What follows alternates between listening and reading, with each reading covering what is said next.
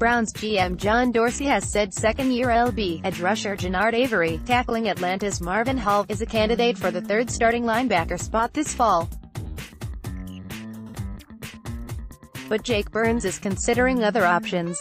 Gregory Shamus, Getty Images, Cleveland, Ohio. Just as we took a look earlier this week at strong safety options, the same is necessary for the Browns at linebacker. With the departure of Jamie Collins, who was cut in February, the Browns have just two experienced inside linebackers on the roster in Joe Schobert and Christian Kirksey.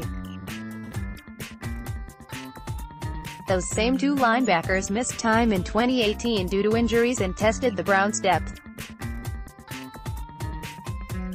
With Collins' departure, it would be wise for the organization to add to the position. The Browns also have Genard Avery on the roster, but the rookie appeared most comfortable moving forward as an edge defender, where he flashed dominance. The Browns asked him to play in space when injuries struck, and it didn't go well, as Pro Football Focus graded his coverage at just 28.2 for the season.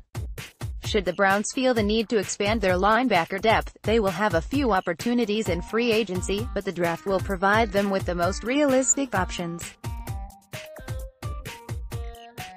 Let's take a look at who the best options might be. Free agency. The linebacker market was stocked with big names: Anthony Barr, C.J. Mosley, Jordan Hicks, when free agency opened, but the Browns were either uninterested or outbid. They did bring in Adarius Taylor from Tampa Bay, but their focus seems to be in his special teams contributions. Taylor served as the Buccaneers' special teams captain in 2018. The Browns might go the route of considering a few names still left on the free agent market. Zach Brown, Washington. The Washington Redskins moved on from Brown this offseason despite a stellar 2018. According to Pro Football Focus, he finished the year third among off-ball linebackers with an 89.2 overall grade. He had 95 defensive stops against the run. His 3-year run stop percentage of 9.2 and his 3-year run defense grade of 84.7 rank 11th and 8th respectively, among the 66 linebackers with at least 500 run defense snaps in that span, according to PFF. The coverage was no issue either, as he bounced back in a big way in 2018.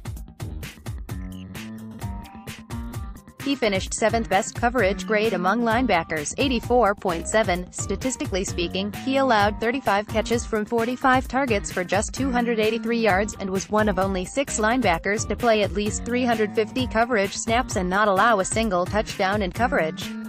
In short, Brown can still play despite approaching 30. Let's take a look at his recent work. On the goal line here we get a feel for Brown's closing speed and tackle power as he crashes down the line to make the tackle for loss.